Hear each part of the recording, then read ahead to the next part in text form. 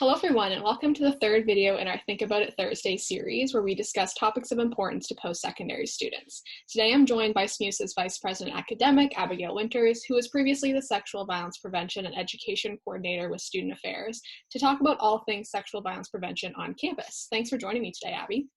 Yeah, thanks for having me, Sam. I'm always really excited to talk about sexualized violence on campus, which is a weird thing to say, but it's a conversation that a lot of people don't have when they really should have. Absolutely. And we're also currently in the middle of Consent Week for St. Mary's, so this video is coming at a very relevant time in the semester. And I think one of the biggest questions that students always wonder before they come to university or in their first week of classes is, why is sexual violence more prevalent on university or college campuses? Yeah, and that's a great jumping off point to talk about sexualized violence on campus. And there's actually quite a few reasons for sexualized violence to be more prevalent on campuses. So research shows that in the first 8 weeks of university, sexualized violence cases are higher. So this has been dubbed the red zone because of the higher prevalence of sexualized violence. And there's a few reasons for this. First of being that students are often in a new environment for the first time. So students that come from away who live in residence are often by themselves for the first time. They're not living with their parents. They have no direct supervision. So they have a little bit more room to explore and experiment, as we've all heard that cliche about going to university. So they don't have that structure that they would usually have in their own homes. There's also a lot higher drug and alcohol presence as well.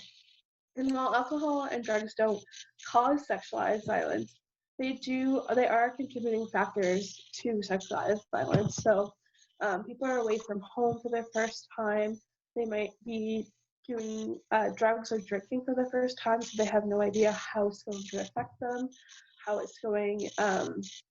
much they can take, and what can happen when they take it, which can lead to people taking advantage of people who are too drunk or have had too many drugs.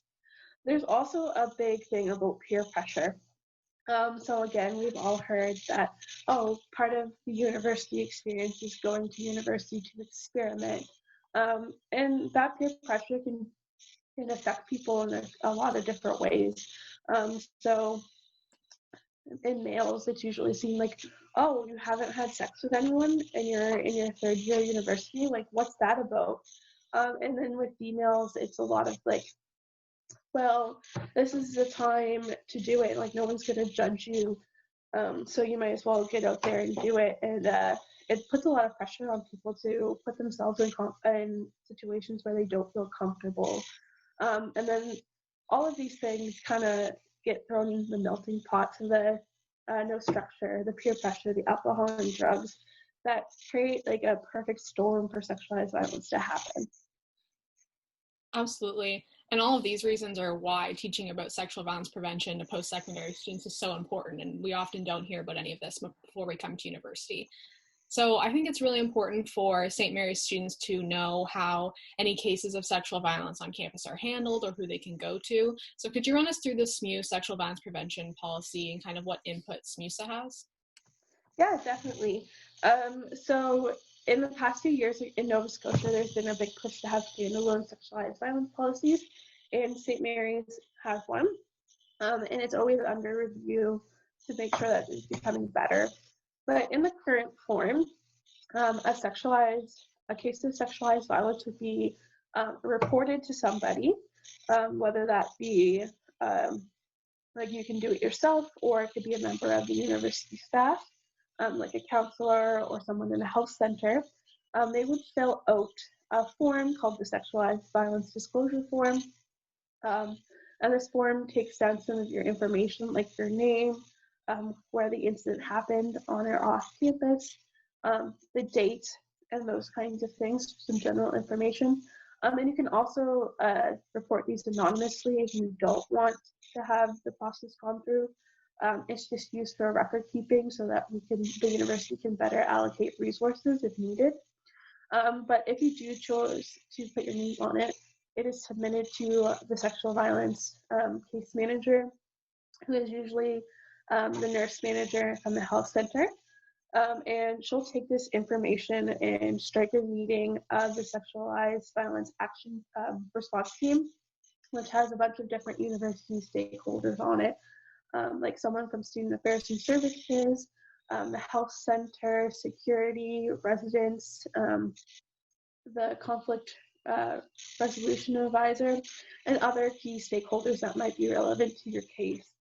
So these people will come together and discuss a plan of action to make sure that you stay safe and what steps can be taken. So say if you're a university student who lives in residence and your perpetrator also lives in the same residence building, that might not be a safe space for you. So they'll facilitate a move to a different residence building or a different floor if needed. Security can help you get something called a no contact order. So if the perpetrator is often in the same kind of university areas as you or in the same classes, you can get something called a no contact order, which can be given to the perpetrator that's saying that you're not allowed to contact this person. And if you do, it'll be a breach, which can often lead to expulsion or suspension from the university. So try about creating a safe space for the person on campus. And there's also another option where the conflict resolution advisor comes in really in a big part. So you also have control in the situation to an extent. So they want to make sure that you feel safe. And if part of your feeling safe is talking to your perpetrator, they can help facilitate that to make sure that you feel safe, that it's done in a safe environment, and that you're not re-traumatized from this experience. But in general, there isn't a super clear policy and procedures of sexualized violence cases because they are so individual to each person. So you kind of need that flexibility in what's going to help that person stay safe, makes them feel safe on campus. So the process might look a little bit different for each person, but you can always reach out to the sexualized violence case manager to ask specific questions about what the process looks like and how it might apply to you in each situation. Great, thank you. And I know on this topic it can sometimes be a little bit confusing to differentiate between terms when we're looking at these cases. So could you give us a brief rundown of the differences between sexual harassment, sexual violence, and sexual assault? Yeah, definitely. And that's a big part about talking about sexualized violence. People often don't have the right words to use. So I'll start with sexualized violence because that is the big umbrella term. So sexualized violence is like, if you were thinking about these terms as a pyramid, it would be on the very top. So everything that you talk about kind of falls under this. So there's many different types of sexualized violence. So that might be sexual assault, it might be sexual harassment, it might be criminal harassment, it might be voyeurism, those kinds of things, or like non-consenting distribution of intimate images, which is another term. But so anything and everything kind of falls into sexualized violence. And then we have the big ones in sexual assault and sexual harassment, which are kind of like maybe like the second tier, you would say. So sexual harassment is often also called criminal harassment in the criminal code. So this kind of involves things like stalking, repeated messaging, like harassing someone without necessarily coming into physical contact with them. So like sending like unsolicited like nudes or dick pics would be like sexual harassment. Catcalling someone on the street would be sexual harassment. Stalking somebody, like following them, repeated like badgering of sexualized questions, that would all fall under something called criminal harassment, which is also like sexual harassment, is just not called that in the law.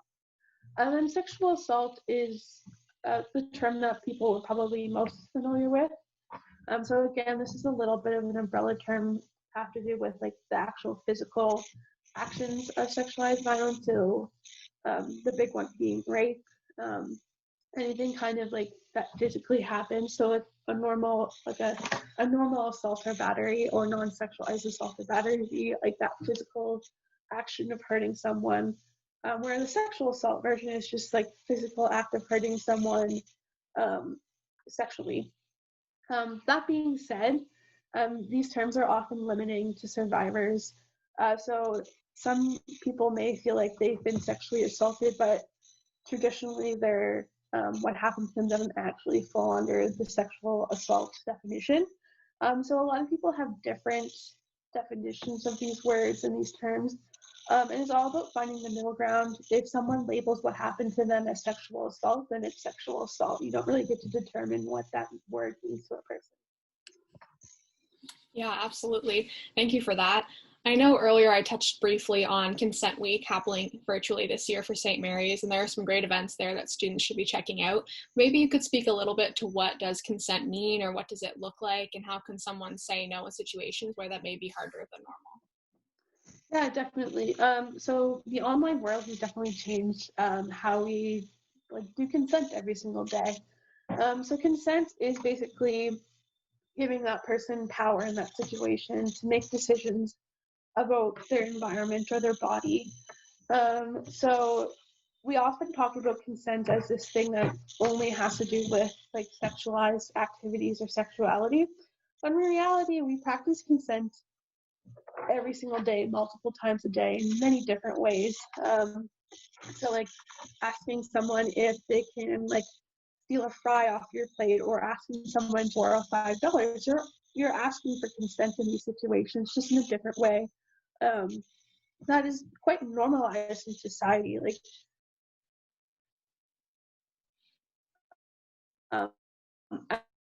asking someone a yes or no question about who he is. So we often lose that transition into like sexual consent. Like if we practice consent every day in these little things, why can't we practice consent in these sexual activities?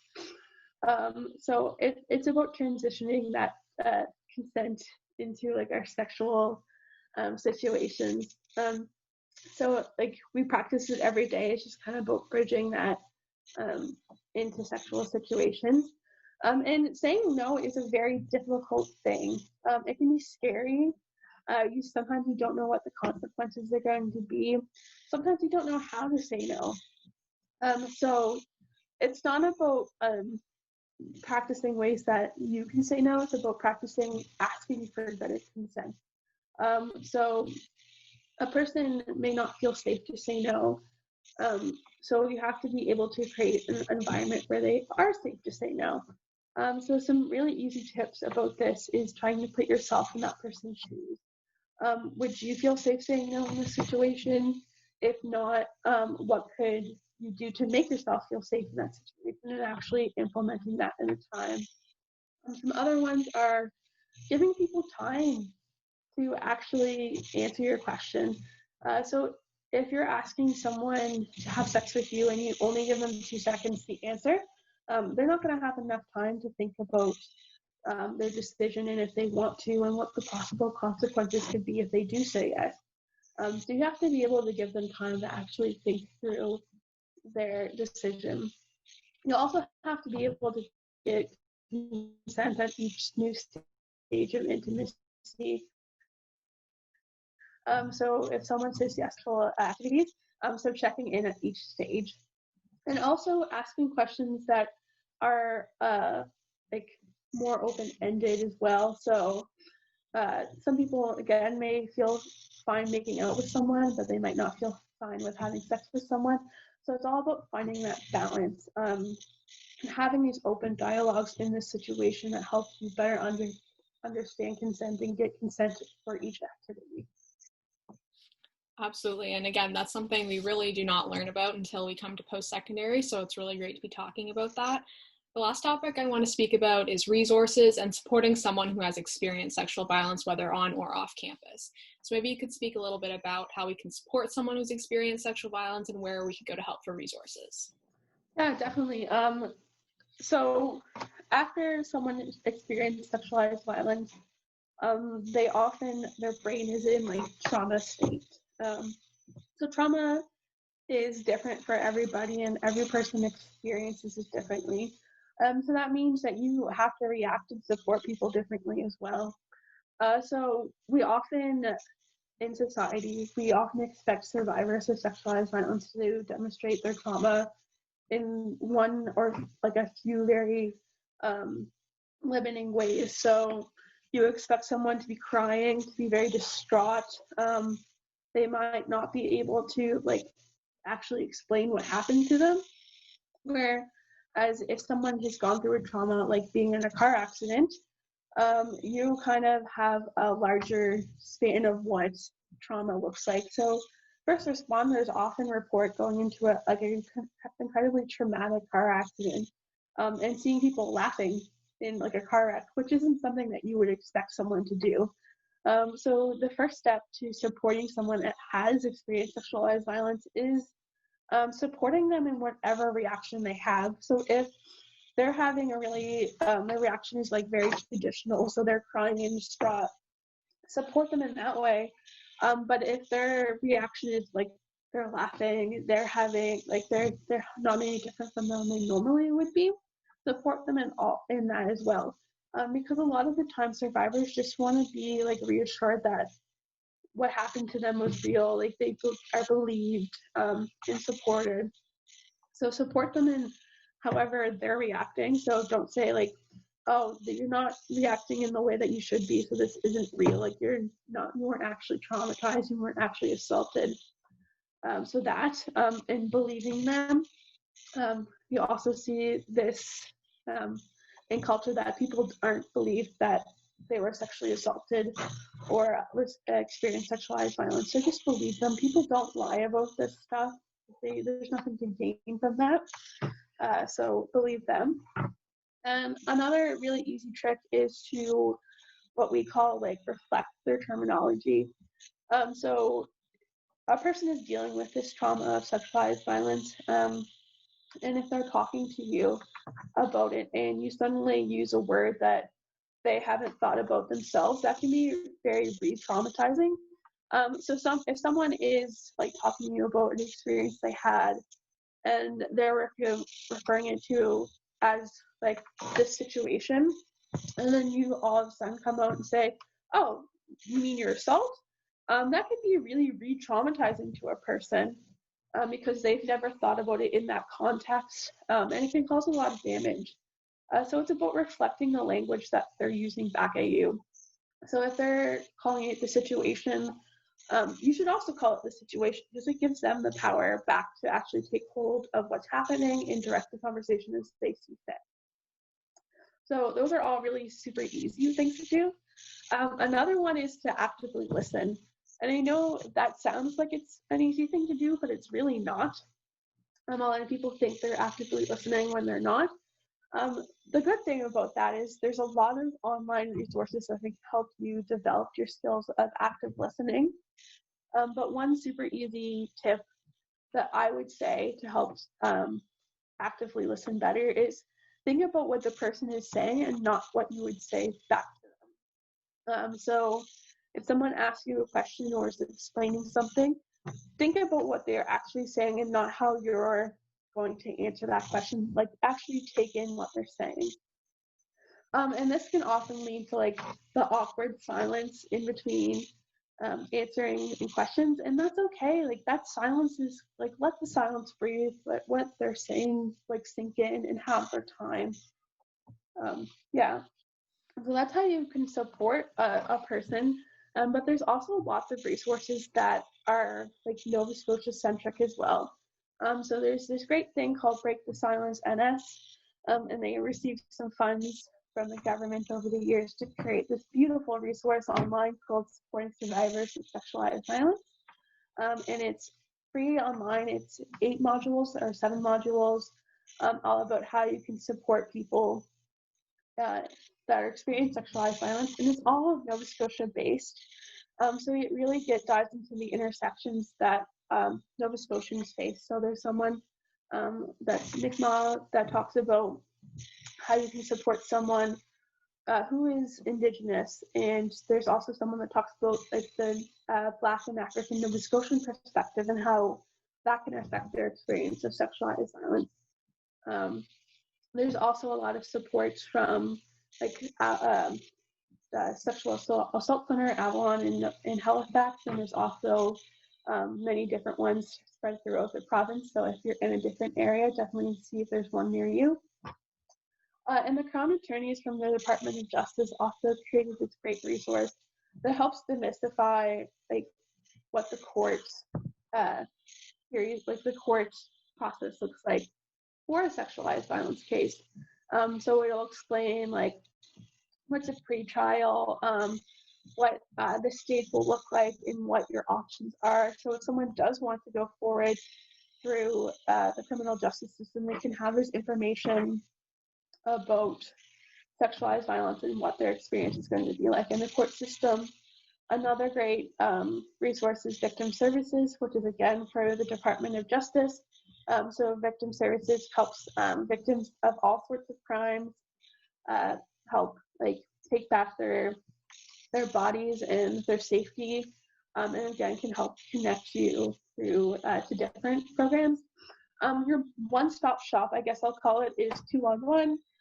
So it's just a phone number. They also have a website, and 211 is basically just connecting people to community resources and services throughout the province. So you can always call 211 or visit their website to find out what services are available in your community.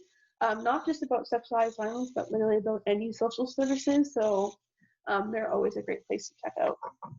Great, thanks. And I'll be sure to put all of those resources down below in the description of the video. Thanks so much. Is there anything else you wanted to add or say before we end? No, I guess, yes, that's lie.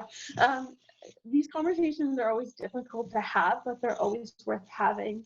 And I know a lot of people haven't had these conversations before, and they like go through their public education, they have relationships, and then come to university, and they've never had these conversations before, and they don't know the right words to have these conversations.